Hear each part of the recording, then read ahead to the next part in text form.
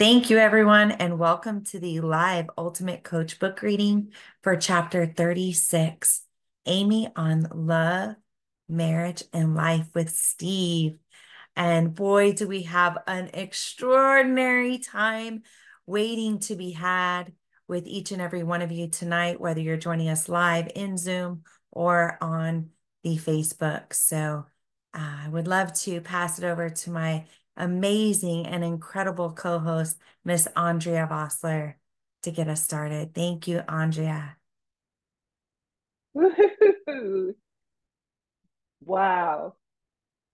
Wow. I'm blushing and I've got sun and I've got love in my heart for all of you. I just I just got to hug a good portion of you live for the first time. Woo, for some of you. Wow. Do make some noise or movement if you were if you were there. You were there. Were you there? Yeah. Margie, you were there too. Renata, you sure were there. Wow, it was such an honor for those of you tuning in that don't know what I'm talking about. We were at the Ultimate Experience, the second anniversary celebration of being in Scottsdale because of this lady here, the Amy Hardison, author, the ultimate author who is gracing us with her presence tonight. So give it up for the ultimate author. Yeah, yeah. Give her some love. Um, just amazing. She rocked the house down. Literally, we were dancing, and wow, it was like we will rock you. I'm still hearing that, Amy. I just landed and I just walked in the door now, so you'll have to forgive me because I'm a mixture of excited and just still there. So I'd love to acknowledge you all for being here today with us on this. This is potentially Amy's last ultimate reading. Um, Both her and Steve announced that they are focusing on family, and and so this is a great honor that you're here with us today. So I'd love to acknowledge first you for being here and what it took you to be here with us today, and and and okay, I need to acknowledge Alan B. Thompson, who got the nudge in the first place to to uh, to write this book and gift it. Thank you, Alan, for listening to the nudge and being persistent and trusting it and just being a genius researcher. So thank you for your gift to all of us. It's blessed us like all over the world. So thank you for your genius. And of course, Steve, Steve, we love you. Thank you for believing in us and loving us and creating us as powerful and just being a universe, being the universe to so many, so many. We love you. We love you so much. And it was an honor. It's always an honor to hug you and dance with you and all of that. And thank you for being in our life. And most of all, I want to acknowledge and thank Amy Hardison, uh, girlfriend, forever girlfriend to Steve Hardison, and the ultimate author and mother and grandmother, and just for her commitment, mother's commitment, not just any old commitment, but mother's commitment, like the ultimate commitment to birthing this book of being, like 18 months, I understand, to birth it. So that's what she sacrificed for us. And it's so worth it. Thank you, Amy, for everything you gifted us. It means so much, so much, to share those stories of love and family, and just your general power, gentle power. It makes us, I can't tell you how much it's changed me and blessed me. So thank you. So that is, now I've got a question for y'all to put in the chat. If something Amy said came from Jim Carrey. So one of the golden nuggets was something Jim Carrey said, that the ultimate, let me get this right. Forgive me for the brain stuff.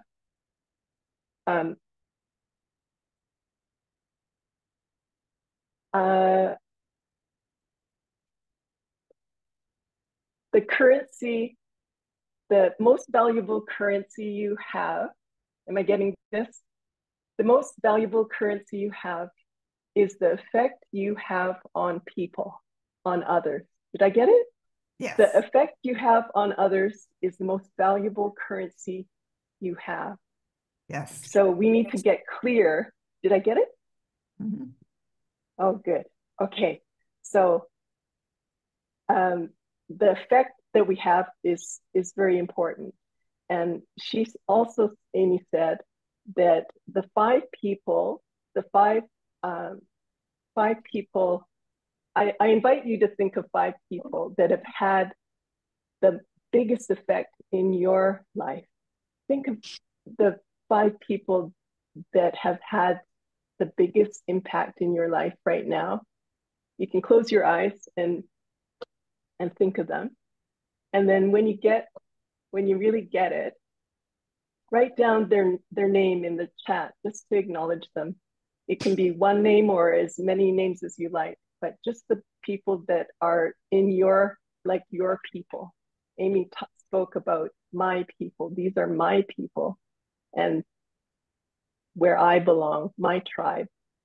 So just close your eyes for a minute. Think of 5 people that have impacted your life and are your people. And when you get it, when you get a name or several names, please put their acknowledgement in the chat. And let's see, did anyone get a name?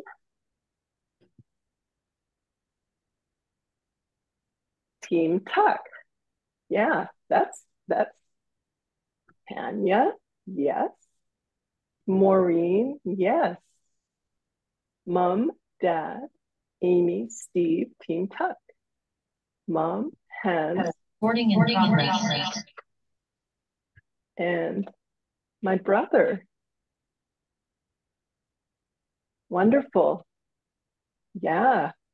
Steve Hardison, Byron Katie, Tanya Alvarez, Greg, and Team Tuck. Brilliant. Dave, thanks for being here. Eric, thanks for being here. I was just saying, if you can think of 5 people that have had the biggest impact in your life, write their name down in the chat if you would, if someone comes to you. And great. So Amy, since you're here, you also said that if they're 5 mutual friends, it's even better, because I don't know why, but if you have 5 mutual friends, then that's even better. So I just want to acknowledge all the people that have had an impact on us. Thank you. And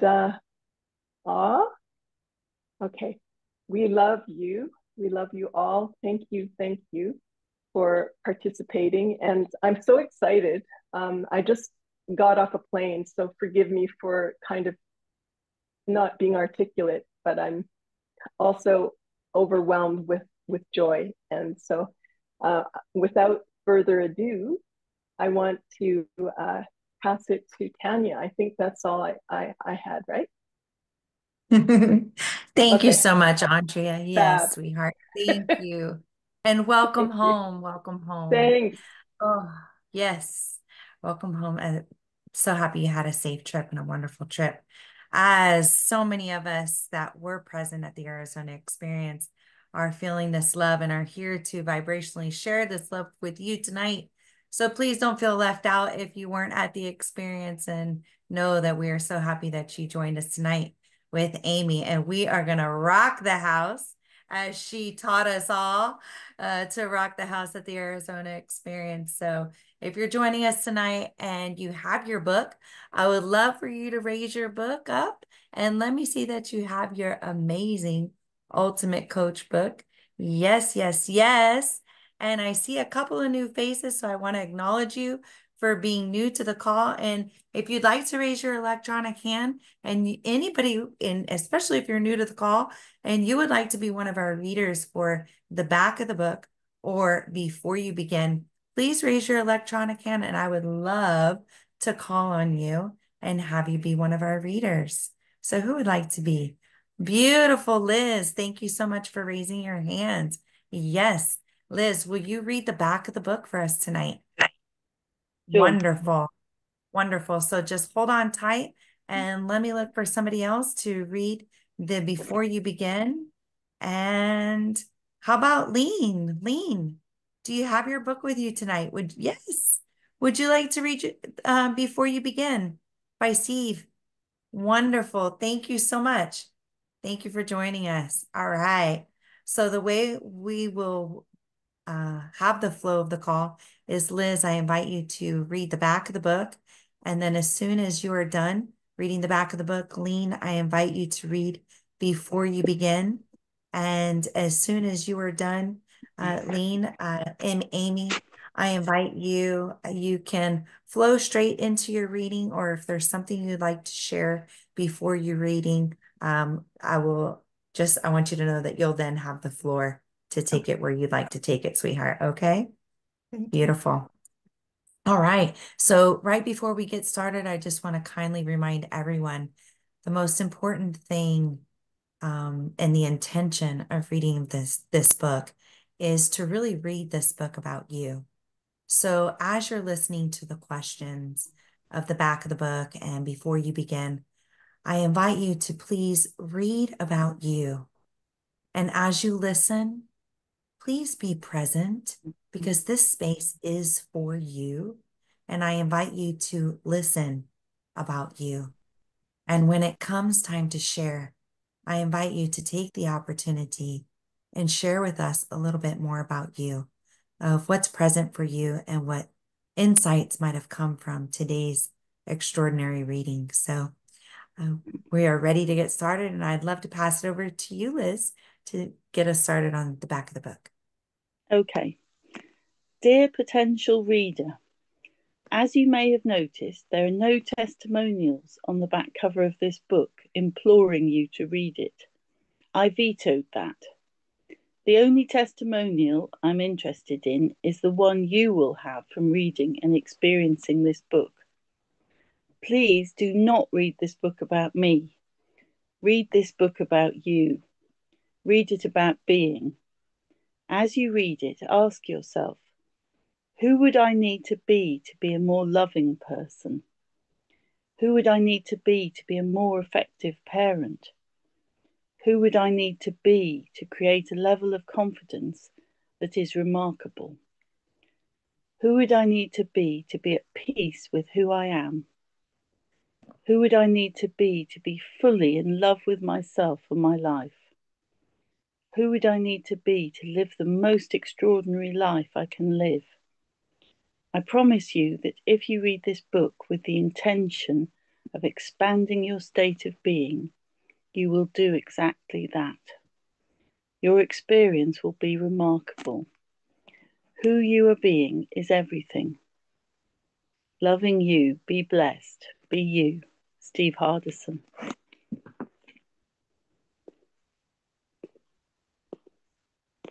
Before you begin, Steve Hardison, I never wanted to write a book, and I haven't. I never wanted to have a book written about me, but here it is. This book is a gift from my wife, Amy, who wrote it, and my friend Alan D. Thompson, who conducted and researched an interview on which it's based. And it's not just a gift to me, but it's to you too. And now you're reading it. So with your permission, I will give you some suggestions on how to read it. You see, this isn't an ordinary book. It's not a simple biography. It's not a self-help book. It's not a literary classic. It's definitely not a book about how to coach. In fact, it's not a book about doing anything. It's a book about being. And it's a book about you. To access this book, ask yourself these questions as you read. Who I am being as a partner, parent, or friend? Who I am being as a leader? Who I am being as a member of my community? Who I would need to be to have miracles show up in my daily life? Who would I need to be to create value in the work I do? Who I need to be to generate a life of abundance? Who I need to be to alter my relationship with fear? Who I need to be at peace with my past? Who I need to be to step powerfully into my future? Who I need to be present as a way of being? Who I need to be to live the most extraordinary life I can live? Who I need to be to know that my life makes a difference? Who I need to be fully in love with myself and my life? Who I would need to be to improve my relationship with the most important people in my life? Who I need to be to read The Ultimate Coach and have a personal breakthrough in being wonderful me. The best part about this book is about you, is that it is endless. The story goes on, and it's written by your being. Loving you, be blessed, be you, Steve Hardison. All right.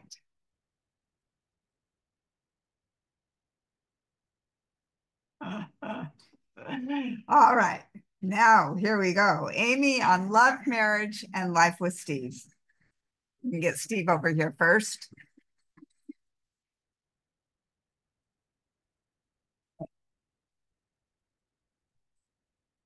If Steve is an enigma, so is Amy, but not in the same way or for the same reasons.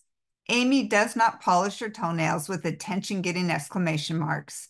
She does not act in ways that leave people shaking their heads and saying, "Who does that?" She definitely doesn't dance in the aisles of Home Depot, something Steve does with regularity. The enigma of Amy is generated from the general quandary of what kind of person is the chosen sweetheart of someone who flies so high. It is also generated by the fact that Steve unabashedly adores her. He sings her praises to his clients and on Facebook, yet she is largely offstage. Many clients meet her, but 5 or 10 minutes affords only a cursory glance of Amy. Some clients get more time with her. Those seduce since she has a power equal to Steve's, but it is a quiet power. It is the power of kindness, steadiness, and intelligence. It is a power of spiritual depth and emotional graciousness. Amy is comfortable in her own skin and is content with the power that her power whispers instead of shouts. Still, her voice needs to be heard since Steve insists there is no Steve without Amy. The following email exchange between Amy and Lorraine Warren allows us to hear her voice. November 13th, 2018. Hello, Mrs. Hardison. My name is Rain Warren. I have had about 2 or 3 conversations with Steve, and we are Facebook friends. Every encounter I have with your husband becomes a growth opportunity for me. Being around him compels me to be a better person, or the best that I can be. I hold him in the highest regard. On my visit with him, my spirit told me to connect with you. I have always wanted to meet the woman who has Steve Hardison show up the way he does. His enthusiasm and generosity of spirit is wonderful to be around. I was just a little disappointed that you were not home. I love the way Steve is so devoted to you and cherishes you. He speaks about you with so much regard and love. I know that you two have been together for a long time.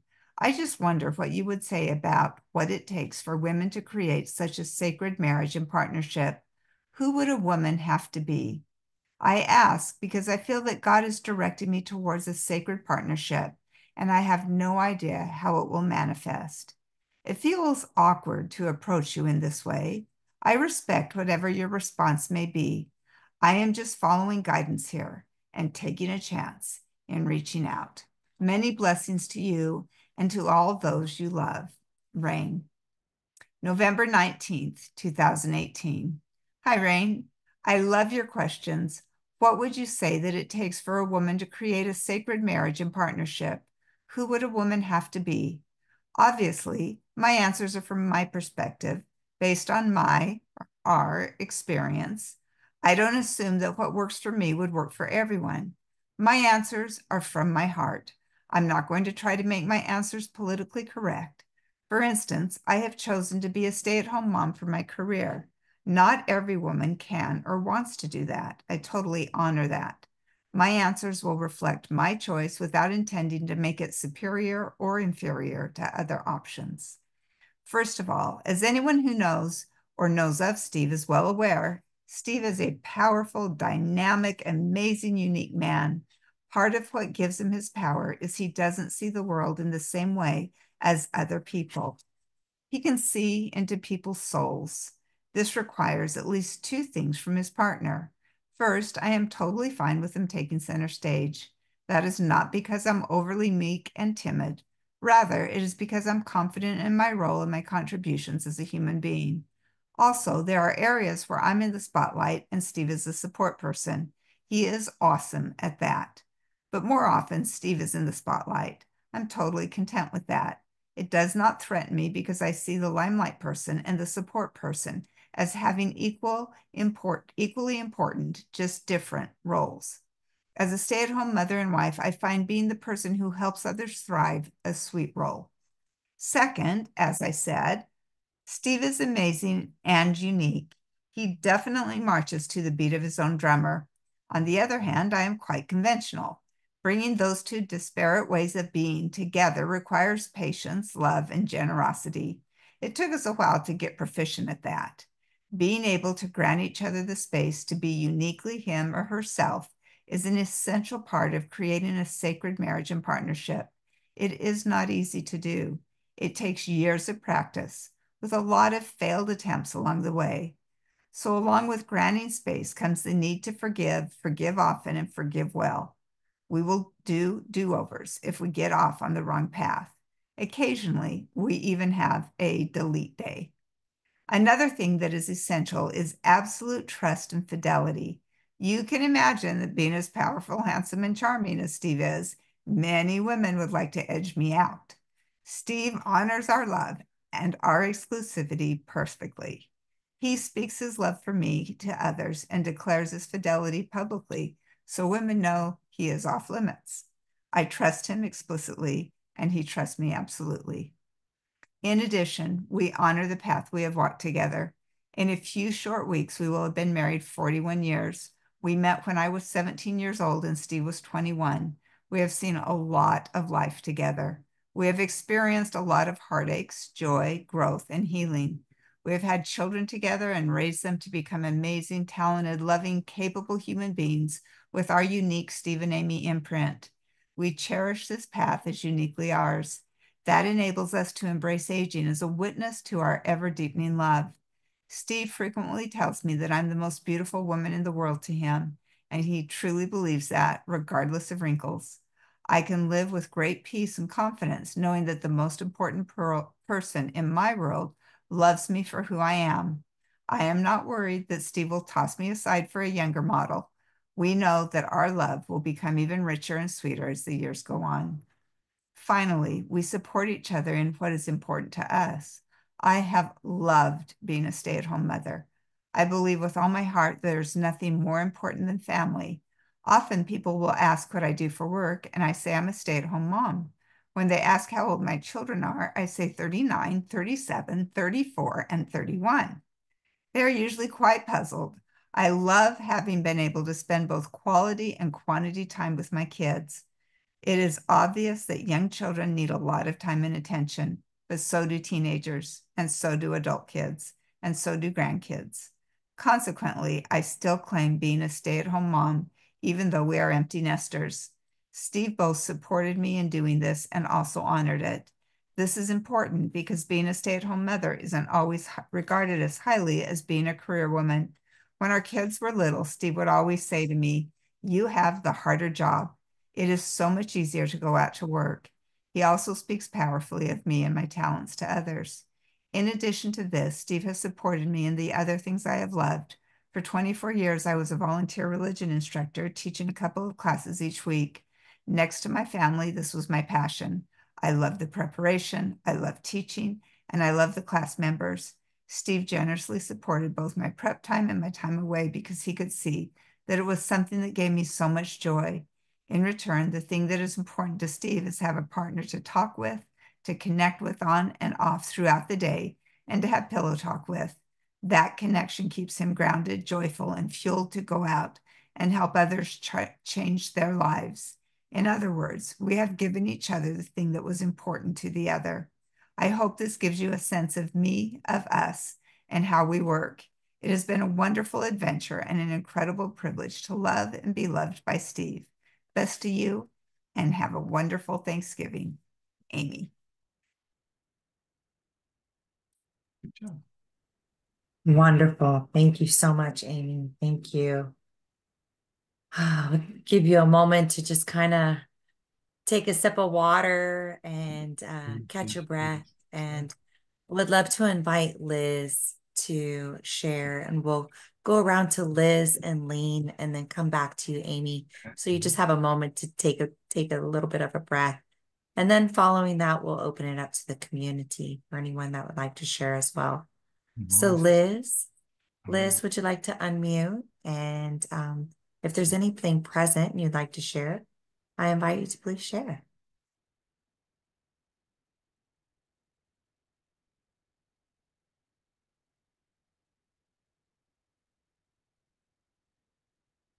Able to unmute? I'm hitting unmute for her, but it's not working. Okay, bear with me 1 second. Let me change a setting there. How about now, Liz?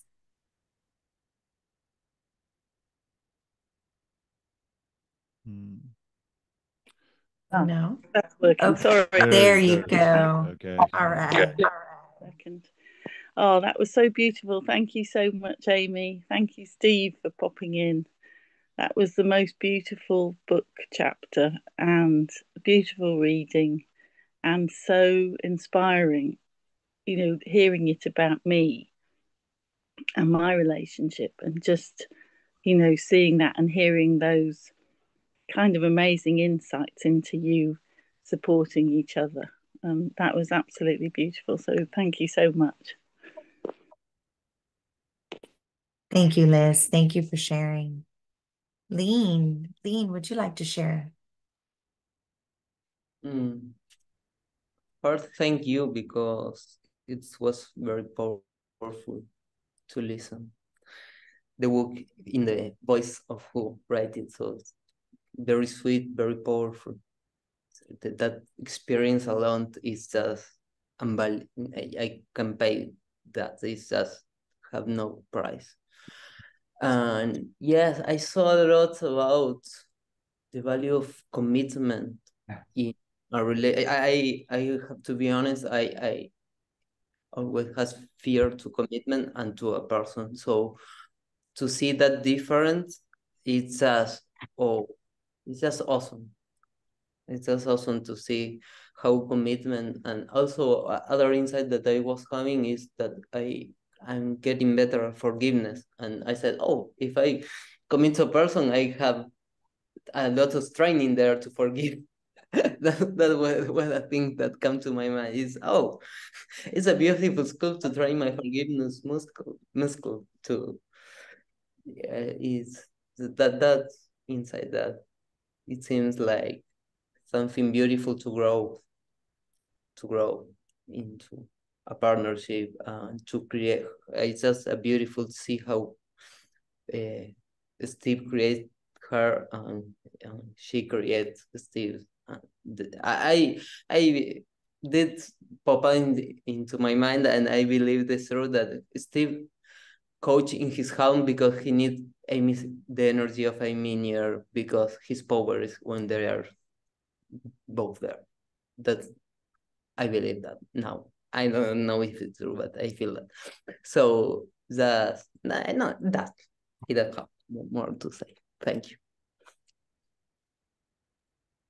Thank you so much, Lean. Thank you for sharing. Thank you for being present tonight. And I'd love to hand it over to Amy and allow her to share anything that's present for you, Amy, even in reading it again tonight. I know every time I hear or listen or read the chapter, I receive it differently. So again, thank you for saying yes and being with us tonight. Well, thank you. And as you noticed, I read the dates because, I mean, this was a legitimate email that came from Rain. You know, this 2017. It wasn't like I'm writing the book and I created it. It's like we wrote the book and we had about 5 people. Steve Chandler was one, Iyanla was one of my best friends was one. We had book people that were proofreaders, and my friend came back and had great, amazing insights. But one of the things she said is, she goes, "You're not in this." She goes, this book needs a little bit of a sense of you. And at first I'm just like, nah, that's okay. I don't need to be in it. And I think I maybe heard it from 1 or 2 other people. And I started thinking about it. And then I went back and I got this email and put it in it and did some introductions with who I am and what I've seen, which is a little awkward. Is a little awkward to hear. Let me tell you about my power. Here, let me tell you about the good things about me. But I felt like it needed to be said, not for me. You know, it needs to be said. And it's been interesting at some of the different events, but I particularly remember it at the very first Phoenix event that I had someone come up to me that we know as a couple. And actually, Steve knows him very well. I didn't know him too well, but she came up to me and she said, "My husband is such a powerful person. And it's so easy to get lost in his shadow." And she thanked me for standing up and talking about gentle power. And so I felt like, okay, well, it's a little uncomfortable for me to create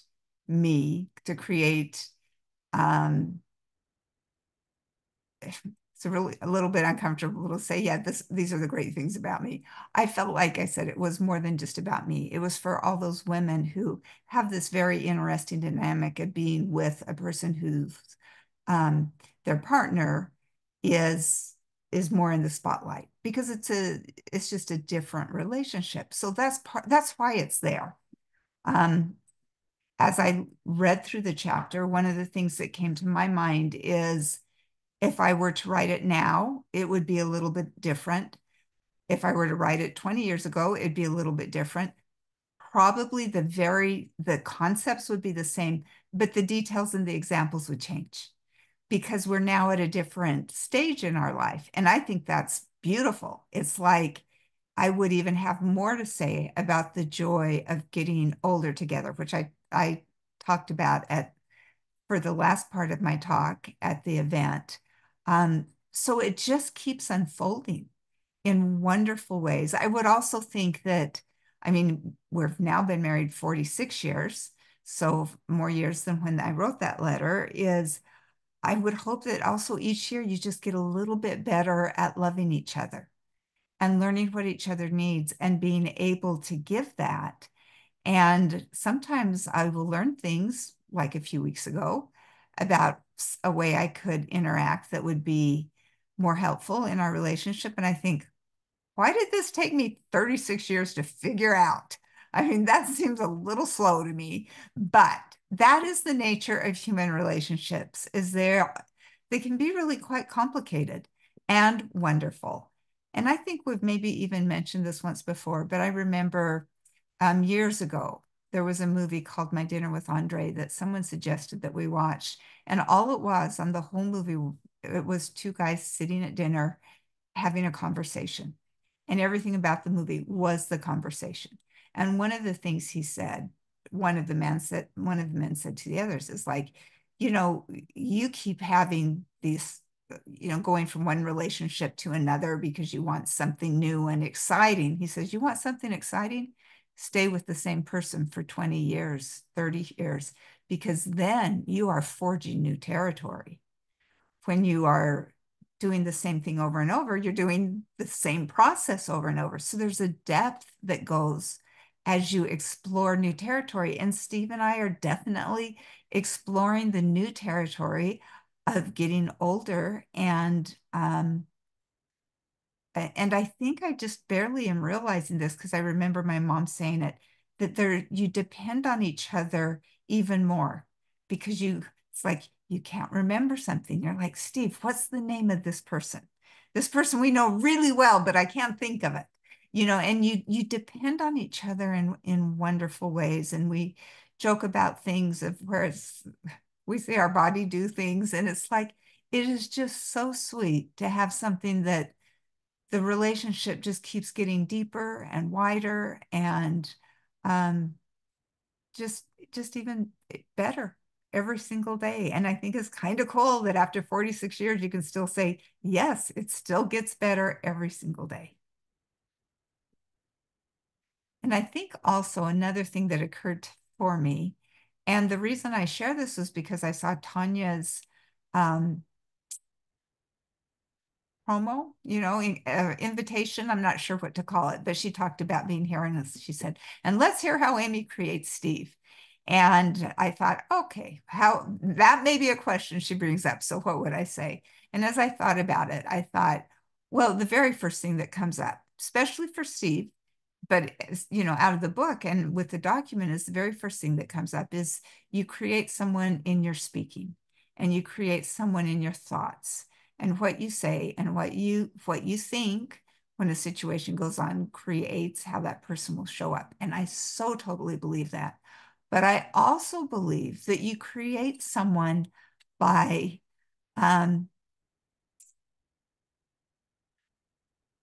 seeing possibility, by forgiving, by letting go of mistakes, by letting go of hurts.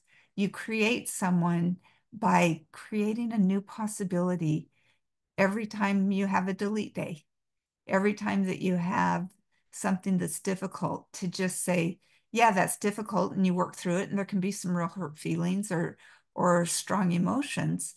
But if you can get up the next morning and just start from scratch, like not carry forward resentment or pain or you should have done, or why didn't you, or it's like that's creation. It's a creation of possibility every single day. And I think that one may even resonate to me as the deepest and the hardest to do. So those are my thoughts as I read the chapter and reflect. Thank you, Amy. Thank you for sharing with us in such great depth. I really do appreciate, again, you sharing in that depth, because what I've recognized is I have one of those relationships with someone that is very energetic and has that spirit, that aliveness of there are no limitations, there is no box.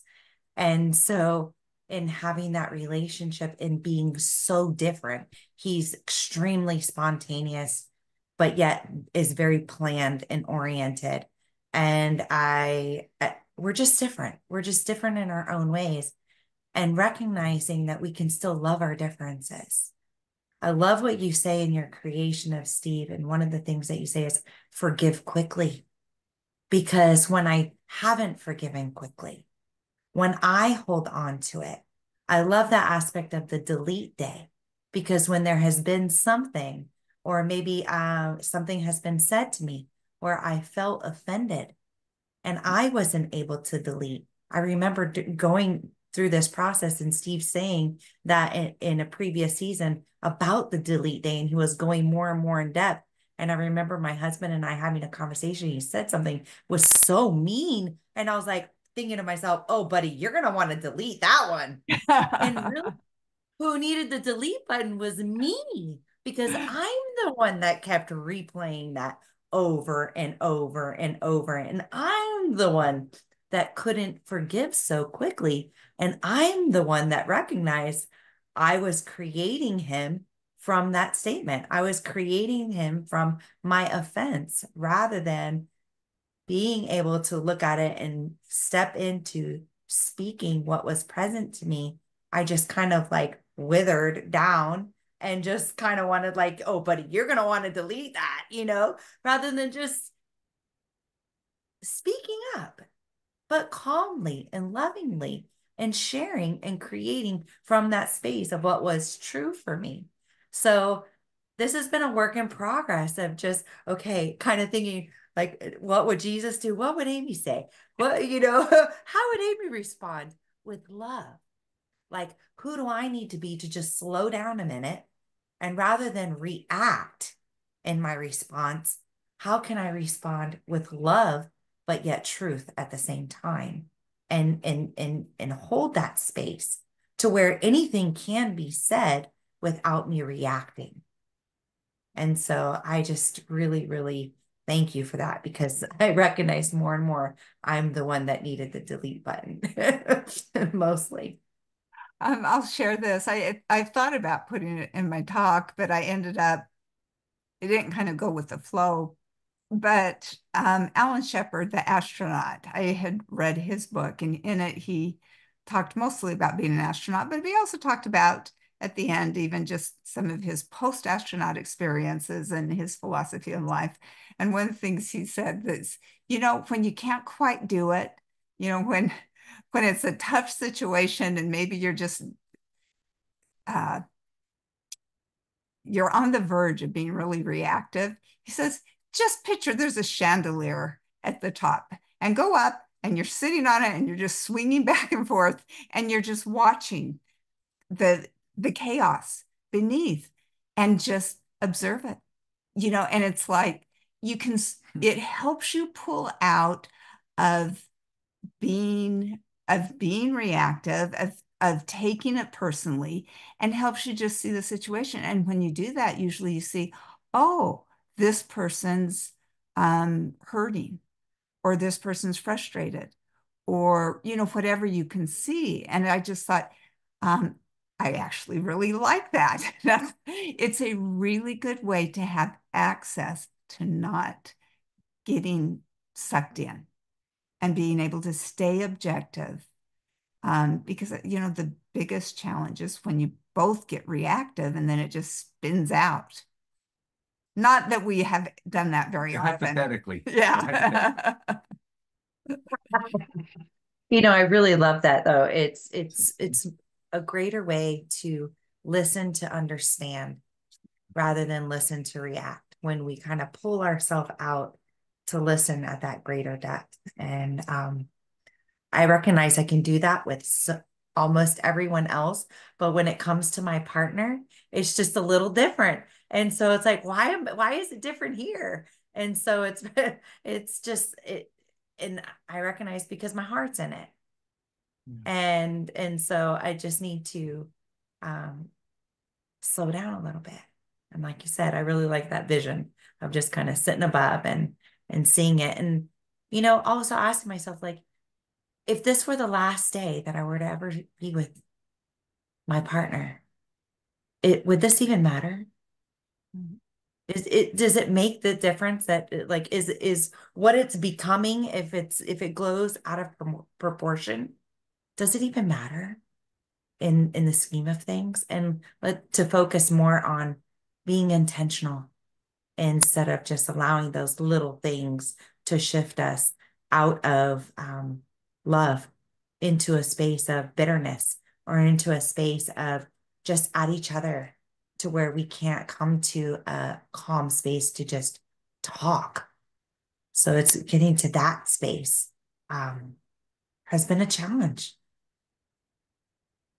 Steve wanted to add something, and he said to raise the hand, but I don't do this very often. I don't know where my hand is. Can I raise my hand? Absolutely, Steve. Please. So thank you so much. We announced at the event that our last actions would be that day, except for other commitments that we've had. We're going to fulfill all of our commitments. One's Amy reading, and I have a reading. So we're committed to do the things that are already in place. So that's why she's here, and I'm here to support her. This is just for point of clarification for people, and there's no one means any disrespect or anything, but often I hear people say something about someone writing the book or who wrote the book or somebody did this part of the book. And so I decided tonight I would be here to part of it, but I was looking up, trying to see who was the person who provided the marble for Leonardo da Vinci. And I studied that. And that person and that whole event of how to do it, a lot of work getting that marble out of the ground and bringing the marble over. But the person who brought the marble did not carve the David. This is the marble. And you asked about this, Ken. This is the marble that Amy was delivered, and it's rough marble. I mean, it's just a big chunk of marble. And then Amy took 18 months to write this book. So I just want to make sure that people understand that we got marble delivered, and it was hard work to get the marble. But there's nothing hours to get the marble as there is to carve the David. And this is the David carved by Leonardo da Vinci. So, and all of you in your speaking, please don't say someone else wrote the book, even if it's accidental. That would be like giving the credit to the marble cutter that he did the David.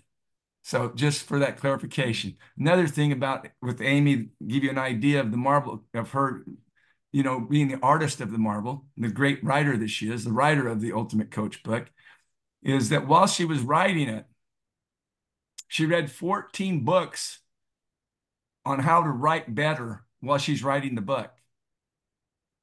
Most people don't read 14 books in 18 months. She's reading 14 books to improve her writing while she's writing the book. She is the artist. She's the Michelangelo of the book of you, the David.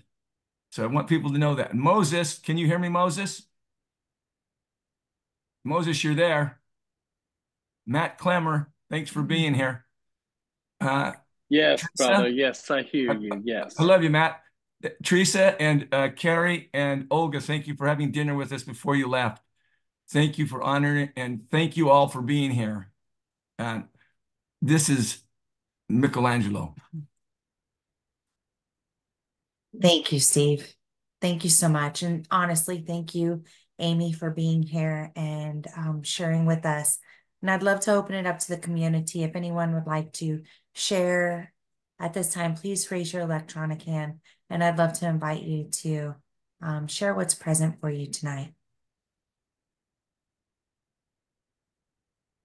No one? Mr. Ken. Hello, Mr. Ken. Thank you. Good evening. First of all, Amy, thank you for joining us tonight and reading this chapter to all of us. And what resonated with me so much, even when I started learning about reading this book and learning about who I need to be a husband, I realized that in my own marriage, now I do love my wife and I talk about her a lot and I treat her the way she needs to be treated, but it wasn't always that way for me. It wasn't always that way. And I realized that I was in creating our delete days. I created the delete days, not by her. Let's say, okay, we need to back off on this. Let's not talk about this. Let's go to sleep. I created them because of my ego. I had a big ego. I had to be right. I had to be dominating. I had to confess her sins to make it look like it was more her than it was my problem. And I hate it delete days. Since I started reading this book a couple of years ago and learning and studying and understanding that this is about me, that I need to put myself into it. How do I need to be a better husband? I have no delete days. It is now instantaneously, I'm sorry. I love you. I don't want this to go any further. I don't want to spend another night in another bed or on the couch and then have to be mad and not talk for a couple days until we come around and wait long enough for her to come apologize to me for a reason that wasn't even her fault.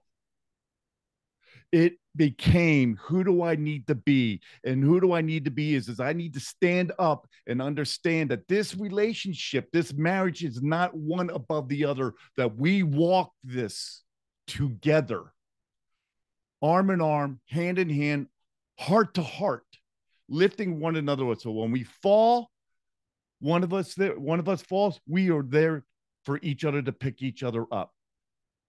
Amy, when I was listening to your and you brought it up tonight when you were talking about it again, when I was listening to your speech on Saturday, and how you said, and what really touched me was that I love growing old. There is nothing wrong with growing old. I cherish it and I look forward to that.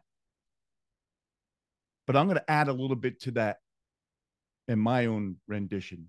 I love growing old with my queen.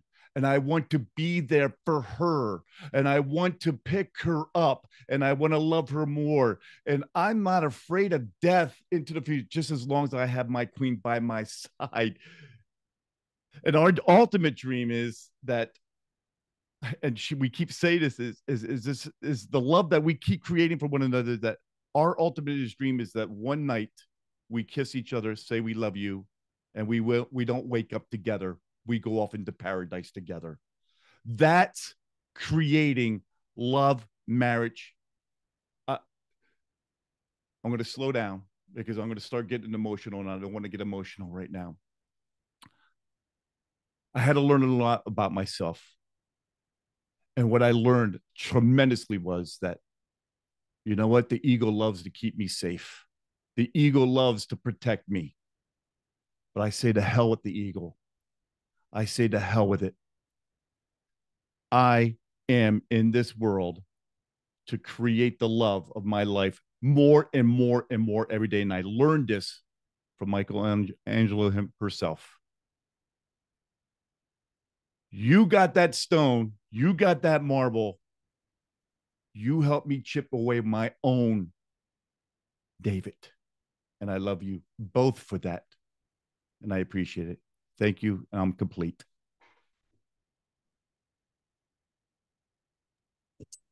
Ken, thank you for who you're being in your marriage, truly, and as an example to us in community. Truly, I think one of the greatest takeaways that I heard that was very inspiring this weekend was when it was said, well, what do you do? The question was asked, what do you do if only one person in your relationship is working on their being? And really the answer was, that's a great opportunity for you to work on your being. And so, and in that, just truly being present with how are you creating your partner? Always back to recognizing we're always creating, as Steve says. So in the midst of conflict or in the midst of disagreement, how are we still creating? So I just want you to know how powerful the way that you have shared your document of how you create Steve has truly been impactful for me to recognize where I have work to do and where I can do better. And then taking action. Who do I want to be that in my family and for my husband? So thank you for being that example, Amy. Damien, I see you, my friend. Hello. It's so funny seeing everybody on Zoom. Then you meet everybody in person. Nice to have back on Zoom. My love is like a million times more. There's so much I want to say. It's like my Ken is like, I don't want to get emotional. both of you, Steve and Amy, thank you, thank you. And I'm seeing how the dots show up. And like Steve talked about the black hole, if you commit, everything's going to show up. So I watched last night, again, for the third time, TBO, LIT NFL, okay? And all I heard was commitment, really being committed. What are you going to commit to? And how Steve showed the book and how Amy is like a ridiculous, flawless commitment. Yeah, I should write. Let me read a book about writing. How about another one? Where you going? I'm going to get another one. And it's about really being committed. And the loudest thing that they said was the most valuable currency you have is your effect on people. And both you guys are just, my experience as the ultimate experience was there was nothing for sale. There was no courses for sale. There was no books for sale. Everything was just total honesty. And I sort of have a funny thought in my head. Somebody, or in the book, they talk about when you guys were at Byron Katie and you were off to the side, like, you move, no, you move, no, you move, no, you move. And how you guys grew from everything.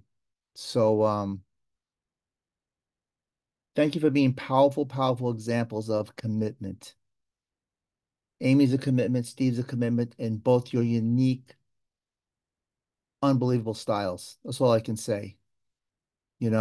So listening to the video again last night, Steve giving a great example. See this book? This was the marble for Amy's commitment. And Steve's commitment, guys supporting each other. So just a big thank you. That's all I can say. Thank you. Thank you, Damien. Thank you for sharing. Thank you for being so powerfully present this weekend at the Arizona Experience. Thank you for your commitment to be here on the book readings. Ever since you found out about the book readings originally created by the beautiful woman that I see in the picture, Dr. Lorraine Warren, thank you for committing to this season and being present. I want to honor and acknowledge the beautiful face that I see, who is the original creator of the book readings and whom you heard being mentioned in tonight's chapter, Dr. Lorraine Warren. Dr. Lorraine Warren. Let me just jump in and say this is Latrina Williams, and she looks so much like Lorraine. She really does. Oh my gosh! Get a little picture. So she was at the event. She's in the book. Latrina Williams. She was the manager at CVS that Steve met after Thanksgiving when he went to get our Christmas lights, and she became part of our family. So she's dropping something off, and I said, you were at the event for 2 days. Come on in. And a lot of people who have met you, come see them. So this is Latrina Williams, my adopted daughter that comes and has Thanksgiving with us. Well, Latrina, please excuse me for misinterpreting and thinking that you were someone else, but it is a joy and an honor to see you and meet you. Although I didn't get to hug you, please know that she looks a lot like Lorraine. Yes, a whole lot. It's like I can see how you do that, and I couldn't get me off mute to introduce you. So I was just like, Lorraine. Oh my goodness. No, Latrina, I just wanted to send just as much love as I was sending for Lorraine. I just want you to know that I'm just still sending it towards your way as well. Thank you. It's an honor to meet you. Yes. Oh. Is there anything you would like to share, Latrina? Because I know you've been exposed to the Ultimate Coach book and been with Amy and Steve. Is there anything you'd like to share with us, sweetheart? Oh, what I would share is that it's been definitely an experience. Nothing that I expected, because I didn't know what to expect, even from being a part of the book or reading the book, living the part of being, not knowing that there was a lot of me that I was being, but I didn't know that I was being, but now I know I'm being it. So it's like a full circle now.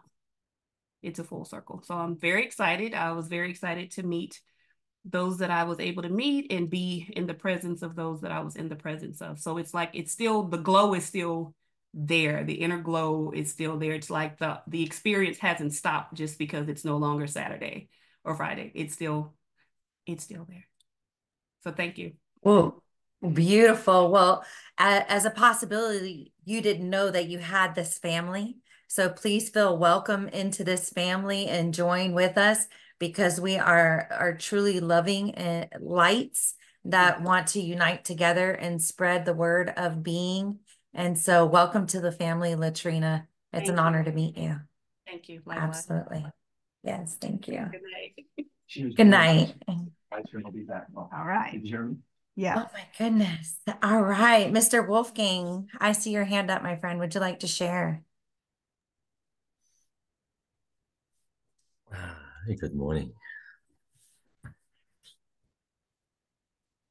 I mean, that was amazing to hear what Amy just read, and then I hear so much. People ask me about my wife, and she's exactly that.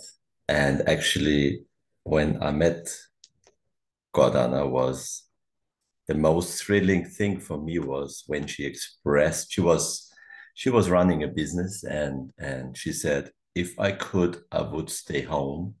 I would care about the children. I would love to cook. And when I heard that, she got me. It was like I had chills. I didn't have a preference, and I was surprised by my physical reaction when she said that. And just last night I had we met, and I'm in Austria right now, Tom. I'm not at home. I'm meeting my daughters for some days here in Vienna.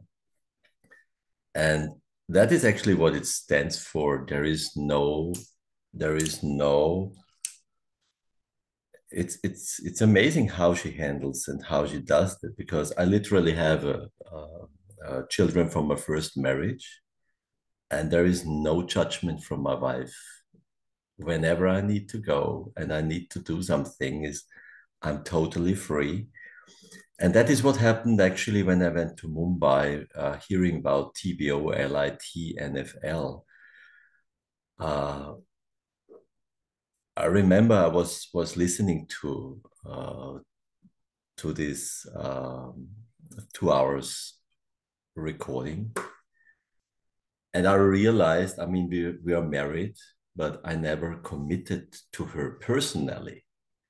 And when I heard this interpersonal commitment, I knew the next day I have to go and share that with I have to tell my wife it was not about a yes and the marriage and whatever is going along with it. It was about going her and looking in her eyes and say, I am committed to you. And the most amazing thing happened. My wife doesn't carry my name. There is like this, she carries her name out of the marriage. And when I went there and shared with her, it was not about asking, I would like to go to Mumbai. It was about sharing with her my commitment to be in Mumbai. And in this moment, something amazing happened. She turned to me and said, I was thinking about something. And she was actually taking on a second surname, a second name, and she was changing her documents. And I was sharing with her my commitment, and I have to go to Mumbai. And in that moment, she turned around and said, she thought about something. She would like to change her name. And I thought, why you want to change your name again? Because you have Gordana Michaela, and then her Vejnović, her family name. And she said, yes, I would like to take on your name. I was thinking of that. And that sounds maybe trivial, but it was So I was sharing my commitment with her, and she was actually turning around and sharing her commitment to me. And I know that she doesn't do that for optics. That's something what she feels. And what was so powerful about it was maybe just before TBO, LIT, NFL, I would have gone and asked if that's all right for her if I go to India to be in Mumbai. And I would have shared and explained why. And actually, with the commitment, that was not necessary anymore. And I thought about why. And I realized what she needs from me is my commitment to the family, which goes above me being committed to her. So she wanted to count on me. And with the commitment, actually, it changed something. Even I'm less there and I'm more traveling, but she, as Amy just said, she knows when Steve is out there, there is nothing. And I feel that I'm out there. There is no woman who could take me away from my wife. And that's the most powerful thing for me, knowing that. And of course, through me knowing that and being that, my wife feels that. She's amazing. She feels everything. I don't need to talk. She just knows everything, what I'm saying and what I'm being and what I'm thinking. And the biggest thing, the biggest gift is for me, knowing where is my home. No matter in the world I am, I know where home is. And I look so forward now being with my daughters. We love each other dearly to have this time. And the beautiful thing is my wife is not jealous at all that I'm now with my daughters of my former wives, from my former marriage. There is simply nothing. I am free. I have 6 children and I'm free to go wherever I need to go in the world. And I know where home is. And that is the biggest gift for myself, to know where it is. Somehow like that. So thank you for listening. Thank you, Wolfgang. Thank you for sharing, truly. And thank you for who you're being in your relationship and for your family. You know, setting the example and leading by example through commitment. I love how then in turn, just in its natural state, the commitment was returned, and it was through your leadership through that commitment. So I really want to honor that you are doing that and being that for your family. And it was an honor to meet you in Arizona as well. Mr. Tom, I see you. Oh, I apologize. There you go. Got it? Okay, can you hear me? I can hear you. All right. So this is a story about me, and it involves Steve and Amy. And Steve, you'll probably remember on September 15th, I sent you a message, direct message after your presentation for the 2B24, Steve, on relationships. You remember that? And I said, do you need Amy's love? And does Amy need your love? And I didn't tell you why I was asking. And I will say now why I was asking. Well, you knew why I was asking, because you accessed your intuition. But I had a first date set up for Sunday, a couple days later. And I had been married for 30 years and had been divorced about 5 years, a little over 5 years at the time. And you texted back and said, yes and no, smiley face, get the book. I Need Your Love. No. Yeah, I Need Your Love. Is That True by Byron Katie. Remember that? And I got the book right away and started listening to it on Audible. The next day I'm hiking, listening to it on Audible. And then it just like a 2x4 hit me in the head. And it was like, holy cow, I'm going on this date and I'm going to have nothing to say because my entire life I've been seeking approval. And so I gather myself, I send you a message, I tell you a little bit of the story. And in there, my plan was, well, Tom, you're going to go in there and you're going to be the best listener you could possibly be. And when you answer questions, because when you're on a date like that, you can look good. You can, say all the right things. And it's like, no, I'm going to answer every question truthfully, not to look good. And that's what I did.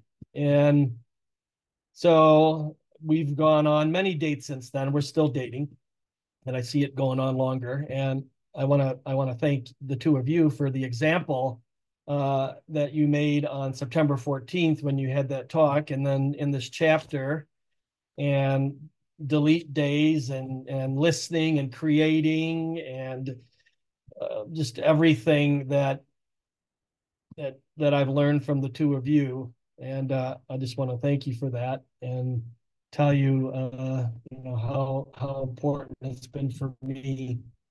And I'm a different Tom, and I'll have a different relationship. But I have an amazing relationship. So thank you.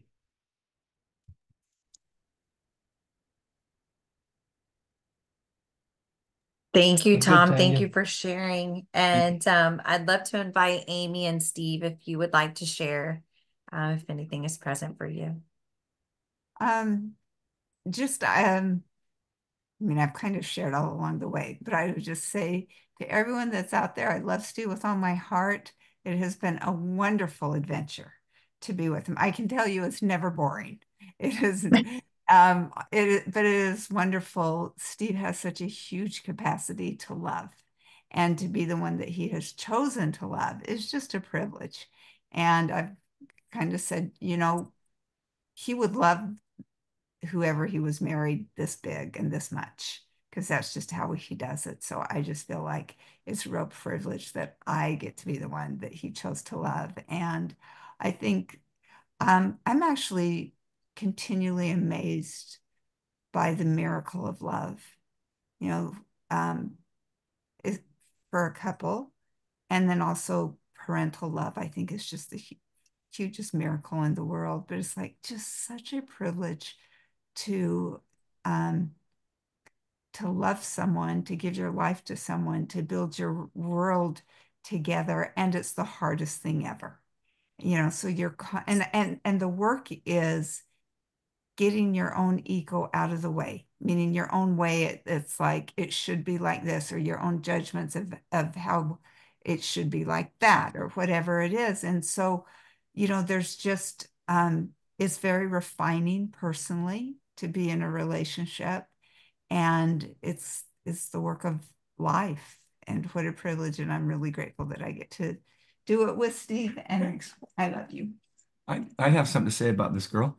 I have two thoughts. One's about love and one's about creation. And if you only have time for one, I'll do the love. And if you have time for both, I'll do both. I can remember going to a Steve Chandler event. There were probably 150 people in the event, and they were saying stuff. Amy and I are up on the front stage, sitting in chairs. And I started talking, and they were asking questions and said, wow, how do you do what you do in coaching, and do this and do that and have a relationship and da da da da da da. And I mean, then you got this great relationship. And I asked them, I said, how many of you I was talking to the guys, but it goes both ways. How many of you guys are single that raised their hand? And I said, any one of you that would marry my wife, you'd have a successful marriage in spite of yourself. You give me way too much credit. She could be happy with anyone. And that's really, really true. She is one happy person. I just got really, really lucky. And she's like you see her now all the time, no matter how I am. So that's the bit on love. And if you have a second on creation, I'll say something. If not, I'll say, then I'm done. We absolutely have time for you, Steve. Love is a creation. Love does not exist except in speaking. You can't go get any out of the living room. There's none in the fridge. You won't find it in the cupboard. And so I practice creating, because every time I practice creating in any form, I'm practice loving. So when Sachin moved from England to work with me, one of the things he said is, I'd like to go to the Grand Canyon sometime while I'm here. So we set it up a long time ago to February 1st, which is a Thursday, just the two of us. And then we had the event on Friday and Saturday. And I realized, man, just putting two of us in a car is kind of selfish. So I said to Sachin, Sachin, we should have 4 people in that car. And he said, well, that's kind of liking the idea of just me and you and have 12 hours driving and seeing the Grand Canyon. I said, dude, I'm giving you 12 hours. Don't be stingy. You invite 2 other people. So we have Kasuri and Sanyika and me and Sachin driving up the Grand Canyon in a car, about 4 people in one car. That's creation of love, spreading it out. What will go on in that car will be felt for years of what we learn from each other. And when I create there, I'm creating anywhere. When you create anything, all the boats go up. All the boats go up. When I'm loving to her, it creates the boats go up. When I help someone else, it helps the boats go up. So love is a creation. You cannot not create just what you're going to create. Confusion, upset, love, kindness, inclusion. So I say that I'm committed to this relationship, and I'm committed that tomorrow, that experience to the Grand Canyon becoming the greatest ride I've ever been in with 3 other people. And I'm fortunate to be with Kasuri, Sanyika, and with Sachin. And we will fall in love, share stories, and be forever bound together from a car ride. Thank you. I love you, Amy. Thank you for being that powerful example of creation. What an extraordinary car ride that will be. And I can already feel the power of that car ride. And even though it hasn't occurred yet, and any one of us can do that. All of us are creating. So, excuse me. I feel like one of my greatest takeaways and my learning lessons from this experience is even if things are messy, even if things are hard, it's the choice of what do we want to create. And it doesn't have to be rushed into any decision, but to be brave, to be able to have those communicative, a common ground to be able to speak and use each other's voice and to hear each other and to create together. And I just really thank both of you for being that example to me and for us. Yeah. Matt, I see your hand and I'm so glad it's back up. So I'd love for you to share if you'd like. Happy day. My God, I'm having love attacks over here, you all. Gee, holy cow, there goes my phone. Dang. Whoa. Oh, my goodness. Show of hands, how many folks on here has ever seen that movie, Midnight in Paris? Have you all seen Midnight in Paris? Has anyone seen Midnight in Paris? Okay. For those of you who haven't, and it's about a writer who loves like Ernest Hemingway and Picasso and wished he was born in the 20s. And he finds himself struggling with his own way of being in his own life, his own relationships, right? And somehow he gets lucky enough at midnight to get in a magical cab and gets taken back to the 20s. And he's with Ernest Hemingway, Picasso, all these great writers, right? Well, guys, I don't know about you, but I love this book of being. And I got to go to an event a couple of days ago, and I felt like I got some magical ride and got to go and meet face to face with people that I've read about, with people that I've heard about, like the people that are after my own heart, as if like it's the type of folks that I felt like I was supposed to be with. And getting to be with them. And in the movie, the guy comes out of those when he wakes up the next day and he's back into, I guess, reality, his current reality, but his way of being is now under new development, right? Latrina was in here tonight. I was muted. I wanted to say hello to that sister. I did not get to meet her face to face, but my God, what a beautiful soul. But her story, because guys, I didn't know Steve Hardison a year ago, but God knew my heart. And I didn't have an extra $200K in my back pocket to get in that man's chair. But God knew my heart. But I love all the stories, but the stories of the high school kid, the only kid that bought the book and reached out that he poured into, the boy that grew up to be best friends and now works with his son, the lives that he's given to, just because.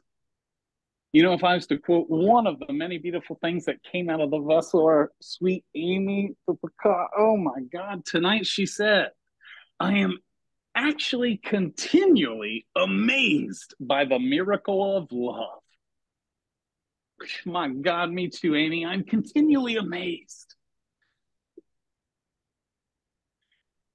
And I was in that room and admiring the stories of, and when I was in that room, I was seated next to a high school basketball coach, another person that Steve in God was like, yes. This high school basketball coach who got up and shared, but he's from Oregon, but his team, I don't know the whole story, but we did lunch together and his team came to Arizona. I'm sure God sent him, Steve, straight to him. Steve went in the locker room. He said he gave the best speech. He said, my boys went out there and beat the other team by 50 points. Steve was on the bench hooping and hollering, and people were asking, who's that guy? And he was like, I don't know. Woo! And here he is at the event, having his own breakthroughs. And I'm looking around like, here's this high school coach. There's Latrina. And I realized I'm one of them. I'm one of them. If there's a part 2 in the book, I'll be one of the stories of Steve's capacity to love just because.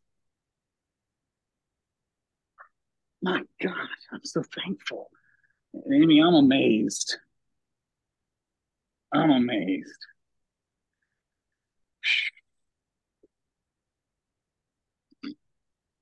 Happy day. But it's your guys' spirit of being. Yeah, the book's a book, but you know what scripture say? If the letter killeth, it's the spirit that gives life. And even here right now, this work in our being is alive. You guys are giving me life.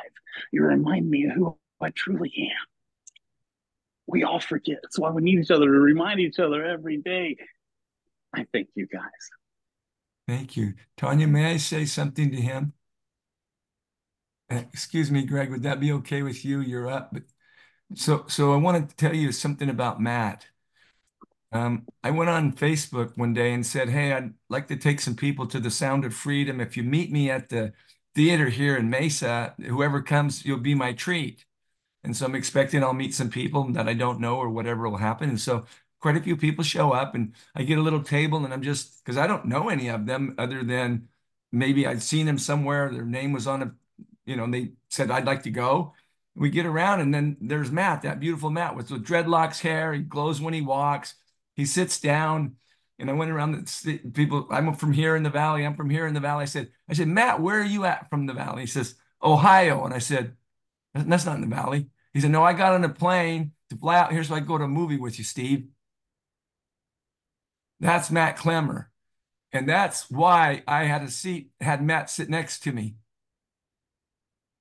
He's an amazing human being. I like to call him Moses.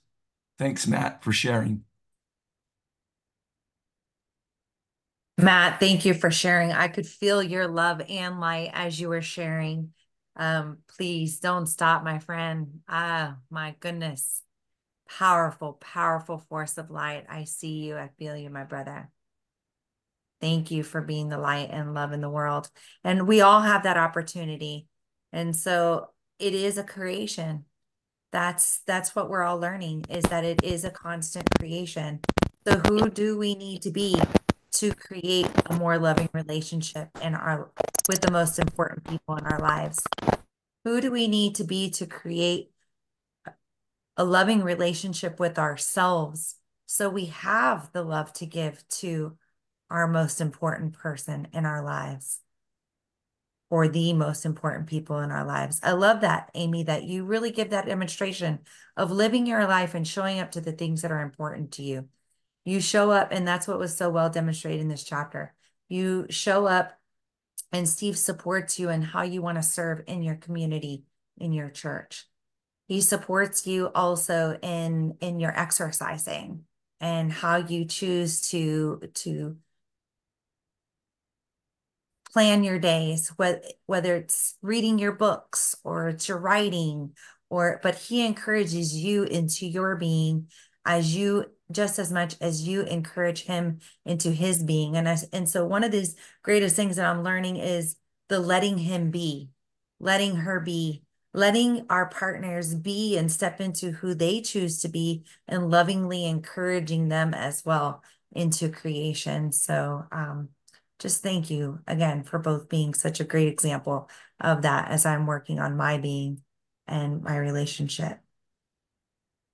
I'd love to ask Greg and Oulette if you'd like to share, and then you will be our last share and before our closing announcement. So Greg and Jean, thank you so much for being with us tonight.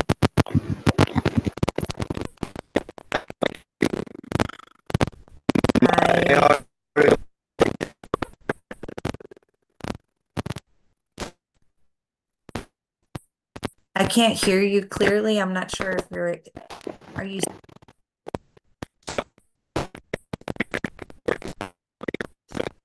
I apologize. We can't hear you correctly, but if you'd like to type in your question in the chat, we'd be more than happy to share with you. For some reason, we're not able to hear you.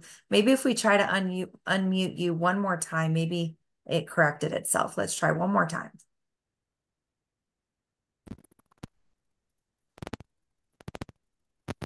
Yeah, it's been this way for me. Oh, okay. I heard you a little bit. Yes. Hey, Greg, you have another way of accessing the internet, right? Maybe you could come into the after party after you get connected, because I did see that you had two connections, but this one's got some problem with the microphone.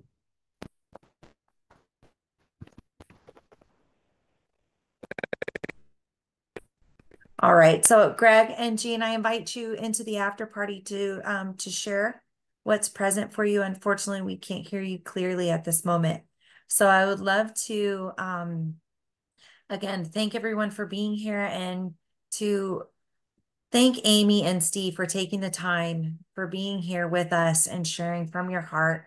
Truly, your love and your impact is rippling through my heart, through our hearts. The energy of your creations continues on and on and on. And Steve, I wish you an amazing trip to the mountains with such fine gentlemen in your travels tomorrow. May the creations carry on and carry ripples through the world that the world will never forget. So I'd love to pass it over to my incredible co-host, Mr. Tom Lipinski. Can you hear me okay? I can hear you loud and clear, sir. Okay, I'm having some bandwidth problems here on my end. So, take a second here. Well, first I'd like to acknowledge and thank you, Amy, for being our guest reader tonight and saying yes. Yet in some way, I feel like we're your guest listeners, so thank you for being here and taking this on. And then at the same time, I thank everybody. I see 33. I don't think I noticed what the high number was, but for everybody that came to listen as Amy read to us today. And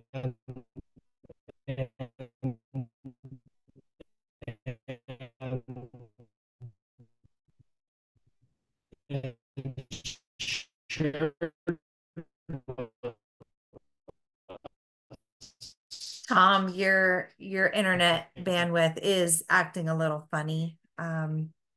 So I can't hear you. I'm not sure if anyone else is having difficulty hearing him. Are you having difficulty hearing him? Thumbs up. Yes. Okay. So I just stopped my video. Is that better? That's better, champ. I hear you loud and clear. Okay, I'll keep going. So anyways, acknowledgement to everyone here that was the guest listeners. And thank you, Amy. Thank you, Steve, for everything that you did in demonstrating love, the love that you have for each other. I want to acknowledge Liz for reading the back of the book, and lean for reading before you begin. That's always so important for us to start off that way, and thank you for doing that. And then look around the room and you see a bunch of people with Team Tuck before their names, and that is this amazing team that co-creates, and you know, it's been just a special treat for me to be a part of that, and to be able to say they're all my friends. And as I said earlier, thank you for everyone for being here in this co-created room of love, for your sharing and for your committed listening. So please join us for our next TUC community book reading, which is this Sunday, February 4th at 7 a.m. Pacific, 10 a.m. Eastern. And our special guest reader will be Christina Parkhurst. And Christina will be reading chapter 37, We'll Have Fun, Fun, Fun. I also want to acknowledge Operation Underground Railroad. They were the recipient of a large sum of money this weekend to support this cause of running operations to stop child trafficking and organ donation. And I forget the guy's name. I thought it was Carlos. Tanya, was it Carlos? Yeah, he was amazing in what he shared with us about Operation Underground Railroad. So there's still, you can still donate to Operation Underground Railroad, and there is a link in the chat to do that. And I see here Andrea Vossler says we raised $111,111.11. I mean, that is amazing. In 2 days, 250 people raised that kind of money. And it is so needed, so needed. All right, coming soon in just 115 days. So just over 3 months, we have 2B24, the Ultimate Birmingham Experience in the United Kingdom. And it's on May 25th and May 26th. And ticket sales are picking up after the excitement that was created by the Ultimate Experience Arizona. So get your ticket by following the link in the chat. Tanya, is that in there? Thank you so much.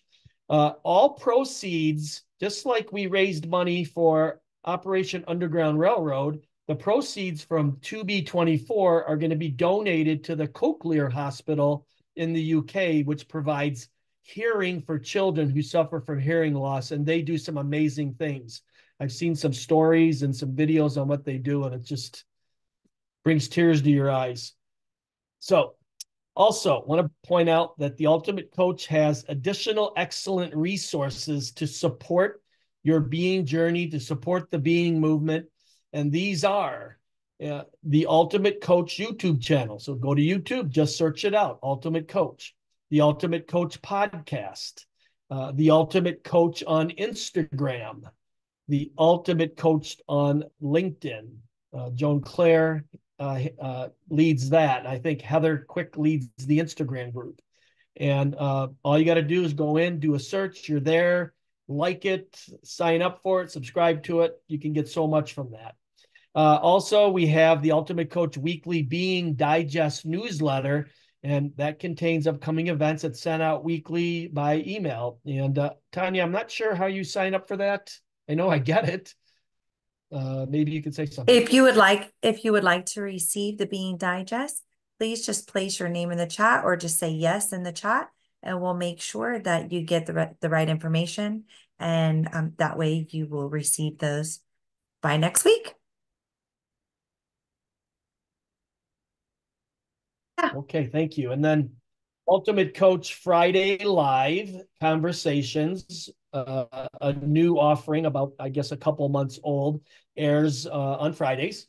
And they are sometimes at different times, so you've got to look for the announcement there. And then lastly, we have the ultimatecoachextras.com. And there's a lot of things that weren't able to get into the book, right? Or into videos. And there's so many good things there. I've checked it out a few times. I failed to acknowledge Andrea for being here after just traveling, and and being our moderator run tonight.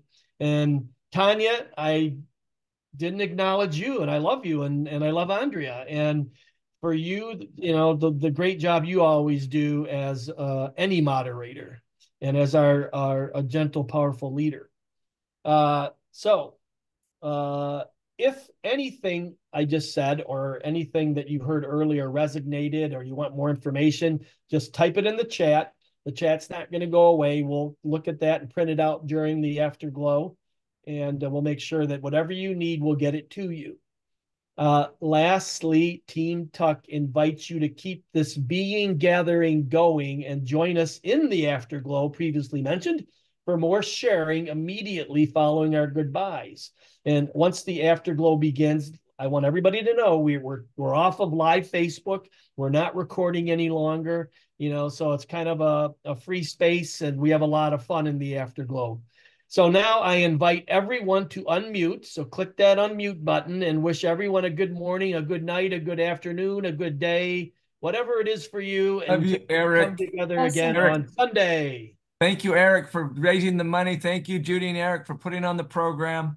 Yes. Thank you, Tanya. Yes. Thank you, Yes. everybody who spoke. Thank you so much. Teresa, thank you for being my sister. Thank you. Love you. Thank you, Amy. Thank you, Steve. Thank Bye, you, everyone. Amy. I love you, Moses. I love you, Have a Moses. great journey to the Grand Canyon. Love you, Tom. Guys. Love you, Thank you. Vanessa. Love you, Great Bye. night. Thank you, guys. everyone. Bye. Thank you, Amy. Thank you, you all. Teresa. Bye. Love you, Tanya. Blessings to all of Thank you. Love you too. Thank you so much for being here. Love you, Bye, Eric. honey. Love you all. Thanks, Matt. Love everybody. Everybody. Bye. You guys. Bye.